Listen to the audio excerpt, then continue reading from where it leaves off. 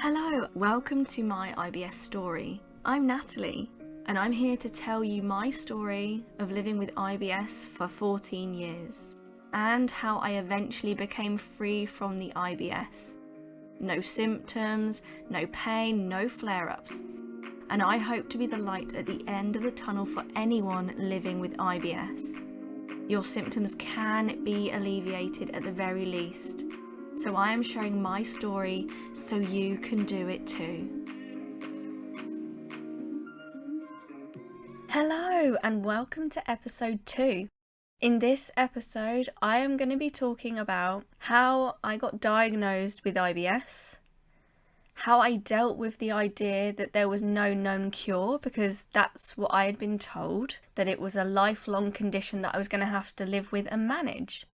And I'll also be talking about in this episode what I did to help alleviate the IBS symptoms. And I'm going to cover everything I tried. And believe me, there's a lot of things I tried. If you'd like to follow along with the show notes, dip into any of the information that I'm going to be talking about during this episode, please head on over to www.nataliemears.co.uk/episode and then the number 2. Okay, so let's start with how I was diagnosed with IBS in the first place. So, as I said in episode 1, I had that very memorable flare-up on holiday when I was 16 years old. I had been going to the GP, repeatedly going back for different laxatives, and I'd been given various different types of stool softeners and laxatives, and 7 years later, when I was 23, I got a diagnosis. But that diagnosis only came when my body was absolutely screaming for help. I'd been having regular bloating, toxic farts, tummy pains, cramps, nausea, and constipation. And quite often that constipation was chronic constipation. And that essentially led to anal fissures where I was regularly starting to bleed from my bottom. And that's when I consider my body to be really screaming at me, like, Natalie, please sort yourself out. I was bleeding out on my bottom pretty much every day. I was in a lot of pain because of these anal fissures. They were incredibly painful. And that's essentially what led me to go to the doctors. And so I went into the doctors and I'd got an appointment with a junior doctor, which I didn't know at the time. And I guess he knew this young woman's come in with anal fissures. She's telling me she's bleeding from her bottom. I need to do a rectal examination. So I was in the fetal position. He did the normal rectal examination. So he did a visual inspection, then inserted his fingers to assess what was going on inside. And I could see he was a little bit panicked when we sat back down on the chair, and he told me that he wanted to put me on the urgent cancer pathway because this bleeding is not normal, and he thought he could feel a mass inside me. And I just went along with this. I was very passive at this point. And after that appointment, it hit me that this guy thinks I've got cancer. And my mum had died from cancer when she was 33. And at the time, on this day, I was 23 years old. And that was incredibly scary. I'd been suffering with these anal fissures for quite a long time. So it really hit me and I just broke down into tears. I was in bits. So I went home, I told my parents what happened, and they said, no, you need to go back and go and see the lead person at the GP practice. So I called up and got another appointment for the same day, and I went to see this GP lead at the same surgery on the same day. And this was finally when I was diagnosed with IBS. So I explained to this GP the whole journey so far, from the constipation when I was 16 years old, regular bloating, toxic farts, tummy pains, cramps, nausea, and constipation. And quite often that constipation was chronic constipation. Then anal fissures and bleeding out my bottom for quite a number of years. Then being told I need to go on this urgent cancer pathway. Please, can I have your opinion? So, of course, he gave me a rectal examination. And he asked me to get changed and then sat me down. And he said, no, you do not need to go on the urgent cancer pathway, and apologised for what I had experienced earlier on that day. And he said, you have irritable bowel syndrome. Have you heard of IBS? And I had not heard of IBS. So he printed a leaflet out for me. And he also printed out the Low Fodmap Diet. So he asked me, have you heard of the Low Fodmap Diet? no, I've not heard of the FODMAP diet. He didn't have time to go through it with me, but I looked at it afterwards and my goodness, so absolute relief knowing that this GP thinks, no, I don't have cancer. I don't need to go on the urgent cancer pathway. It's something called IBS. I have a diagnosis. However, he's told me also that there's no cure for IBS, so I'm now thinking, I've got this for life, I'm going to have to find a way to manage this. And he suggested that I start with this low FODMAP diet. And I look at this sheet and all I see is food I'm not allowed to eat, and how the foods I'm not allowed to eat are pretty much in everything. I'm now being told I have to restrict my diet, and I absolutely love food. So this was not really the answer I'd been hoping for, to be honest with you. But nonetheless, I was very grateful that at least I had some answers and I had a possible solution how to make the IBS symptoms better. So improve the constipation, improve the bloating, improve the distension, improve the smelly farts, improve all of the symptoms I'd been experiencing. So I didn't go through the classic elimination process that you'd normally go through if you're going to be diagnosed with IBS. So from age 23 when I was diagnosed, I went straight away on the low FODMAP diet. Like literally that day I started eating low FODMAP diet and following it.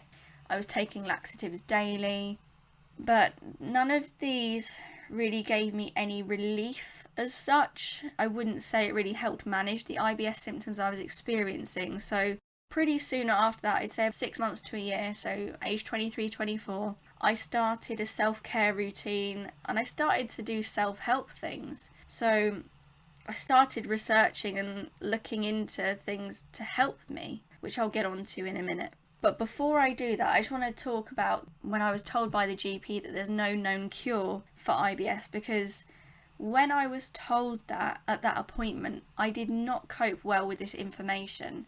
I'd been told that it was a lifelong condition essentially, and that there's no cure, you're gonna have to live with it. And in my mind that means I'm on this low FODMAP diet for life, I'm taking laxatives every day, so I've got a life on laxatives, and as far as I can tell there's no solution to these chronic anal fissures either. So I'm living with all of this. I'm not so keen on that life actually. I'm 23 years old, I should be at the peak of my life, and I could not feel more of a trough in my life.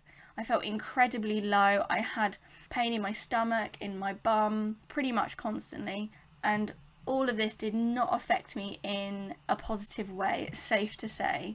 I was anxious, it was making me stressed, it was making me depressed. There was a lot of psychological struggle, but my determination didn't dwindle. I kept going, I kept trying different things to help me deal with the IBS. Okay, so moving on to the things that I tried to help alleviate the IBS symptoms. So I tried many things, all in aid of getting me to live in a little bit less pain than I was experiencing. So if there was anything I could do to reduce the amount of pain or the symptoms, then I was going to do it. Now, 2 things that did not work for me, but I was prescribed, was fibre gel. It's kind of a gloopy texture and it comes in a sachet. Next, I was given something called Lactulose. This is definitely something that should not be prescribed to someone with IBS. So, of course, when I took the Lactulose, the IBS symptoms got a lot worse, noticeably worse. And then I was starting to be prescribed different types of stool softeners and laxatives. So this was Movicol and Laxido. And I found these much better for me. By no means were my stools soft, but it helped me go to the toilet on a more regular basis. So it did help the constipation symptoms a little. So I had colonic irrigation. So basically a tube shoved up my bottom, pumped me full of water, and then suck it all out. This procedure was really painful. It was not medically advised that someone with IBS has this, but I thought, well, it's going to save me going to the toilet and it might actually help maybe get my body used to going to the toilet again. It didn't, but I was willing to give it a go. So I had that. I tried probiotics for 4 weeks. I tried the OptiBac product, and I've got that in the show notes, the one that's recommended for someone with IBS, but I didn't get any relief from using these probiotics, so I didn't bother to try another one. I just stopped taking them after 4 weeks and looked at what other things I could do to help the IBS, help the symptoms.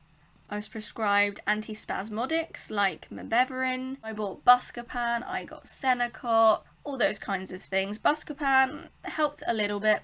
I also bought peppermint capsules and peppermint oil. So I was taking peppermint capsules pretty much daily because of the bloating and the pain I had in my tummy. And I did find the peppermint capsules and the peppermint oil helpful. I found the peppermint capsules helpful for the cramping and the bloating a little bit. And I found the peppermint oil helpful to apply and massage to the area where I was having pain. And I've included the products that are safe to use on your skin or to take orally. So if you're interested in trying peppermint oil for the IBS symptoms that you're experiencing, I would not recommend this for someone that's got diarrhea type IBS because it stimulates the gut. I learned how to do abdominal massage. I've included a link in the show notes to show you how to do the massage properly, because it's very important that you do this massage properly. So I used to do this abdominal massage almost daily to help stimulate me going to the toilet more regularly. I used to drink hot water and lemon first thing in the morning. In lemon rind there's something called D-limonene, and this is a mild prokinetic, and this means basically it helps you go to the toilet. So I used to take this hot water and lemon every morning, and during the day I used to drink hot water and ginger as well. Ginger is also a mild prokinetic. I was prescribed ointments and suppositories and more laxatives, but unfortunately none of these things really works. They never healed the fissures. I went to a gynecologist because this skin tearing around my bottom was incredibly painful, and sometimes the tears would even go round to my vagina. So then I was starting to think maybe there's something wrong there. So I went to this gynecologist for her opinion. She did think I had a rare type of skin condition. However, after having tests, it was determined that wasn't the case, that could be used to explain these anal fissures. So other things I tried. I went back to the GP because these anal fissures just were not budging, and I was getting worse and worse. I was getting more anxious, more stressed, feeling depressed, and feeling incredibly helpless. So I went back to the doctors and they gave me a referral to a colorectal specialist. And I saw this colorectal specialist when I was 25. That's 2 years after being diagnosed with IBS. So I'd had these anal fissures for 2 years, pretty much constantly, and they were such a pain literally in my bum that I was unable to live with them and tolerate them for much longer. So I was starting to be like, no, these suppositories, these ointments, these are not working. I need something else. Please can we find out what we can do for these anal fissures? So I went to this colorectal specialist when I was 25 years old. The first thing they recommended was having a camera up my bottom, which is called a flexisigmoidoscopy, to investigate my colon. I was awake during this. It was painful, but I was willing to do it because I wanted answers. So everything was normal, everything was healthy. Relief, but we still don't know what's the solution to these anal fissures because I don't want to live with these forever. Because there was no answer, the colorectal specialist's next port of call was to give me an operation. What I had was botulinum. Botulinum is Botox. So I essentially had Botox injected into my anal sphincter. And this was when I was 25, 26. And I remember thinking, what on earth has my life come to? I'm literally having Botox injected into my bum hole. I'd never heard of having Botox in your bum. And I certainly didn't think I would ever have Botox in my bum at the age that I was. I had this operation, they gave me a general anaesthetic, I had days off work. Unfortunately, the fissures did not respond, they did not heal. It was still uncomfortable for me to sit, to walk, to lay down, all of these things. So yeah, I felt incredibly helpless, hopeless. Even an operation didn't help these anal fissures. And at this point, the colorectal specialist said there was nothing else he could do for me and that he would just send me back to the GP. He'd exhausted all of the things he knew. However, he did tell me in one of the consultations that he was getting more and more people with these anal fissures that were medically unexplained. And I think it was at this point I actually lost faith in medicine because I was being told there's no cure by the GP that diagnosed with IBS. I've now been told by a specialist there's nothing else they can do for me. They're basically telling me I'm going to have to work it out myself, I'm going to have to live with this myself and manage this myself. And at that point, I decided not to give up on myself. And that's when I kind of took my health into my own hands and really started to ramp up the self-help, doing more research into what I could do to help me and the symptoms. Alright, so the other things I tried. I started to do yoga every day, and my amazing friend Sarah told me about Yoga with Adriene. She's got a YouTube channel where she does yoga classes for free and you can do it at home, which worked well for me because I would just want to go after work, go home, relax, and do Yoga with Adriene to relax and unwind. So I started to practice yoga every single day, and I found it incredibly helpful. And Adriene's actually got quite a few yoga videos to help with digestion, and I've included the links to these videos because I found them really helpful when I was suffering with IBS. So I've included them because you may well find these helpful too. I suppose from doing yoga every day, it did help me slow down, and it kind of then opened that window or opened that door for me to start trying meditation and mindfulness. So I started to do meditation for about 10 minutes a day, and I went on a mindfulness course as well. And I found all of this really helpful because I was eating more mindfully, going through my day more mindfully. I was reducing my stress and becoming more aware of the stress in my life, which was beneficial. Managing how I was reacting to the world, because we know with the gut-brain axis, if our brain is triggered, then our gut can be triggered. So by slowing down, it helped reduce the number of flare-ups I would experience. I started to write a gratitude journal every single day, thinking about just even if it was one thing I could be grateful for, trying to flip my brain into thinking about the positives rather than the negatives. I started going to counselling to help deal with the stress and anxiety and depressive feelings I was experiencing during this journey with IBS and being told I was going to have to live with it forever. And then I also came across IAPT, which is the NHS's psychological therapy service, and I went to this to help me deal with anxiety and stress. And I went on a stress less workshop. I'm not sure it necessarily helped me that much because I was very aware of stress, how it works with our body, because I'd researched it myself, but I referred myself onto that. And if you want to refer yourself, then I've included a link in the show notes. And just so you know, to access this service, you have to be 18 or over. You have to live in England as well. So I just wanted to let you know that. And then after doing the Stress Less workshop, I realised I'd been suffering with social anxiety. I'd developed social anxiety. I was becoming incredibly nervous being around others and being judged by others, especially with the IBS and the symptoms. I was very wary that someone was going to judge me for my bloated tummy, for the farts if I ever dared let one out or accidentally let one out, because the smell was so horrendous. I felt like no one would love me, no one would like me, certainly no one would understand. So I sought some self-help guidance on social anxiety, and that really helped me overcome the social anxiety and feeling a bit more like me again and less scared of other people judging me. And that allowed me to go out and see people a little bit more than I had been, which was definitely welcome at that point. I did all of these things to try and get me to feel a bit happier in myself and to be in a little bit less pain, even if it was just a fraction less pain. And I think that is literally everything I did try when I was living with IBS for all of those years. And I'm delighted to tell you that there was in fact a turning point for me, where there actually was something that gave me relief from the IBS. And actually I have been pain and symptom free now from IBS for 3 years, since 2018. In the next episode, that's what I'm going to be talking about, how I became free from the IBS. And I will be interviewing the lady that told me about the thing that changed my life with IBS. So that's all for today's episode. Thank you so much for listening. I really hope you enjoyed this episode and that you found something to take away from it that's helpful for you. And if you could write a review, rate, subscribe, and spread the word about this podcast, that would be great. I look forward to speaking to you next time.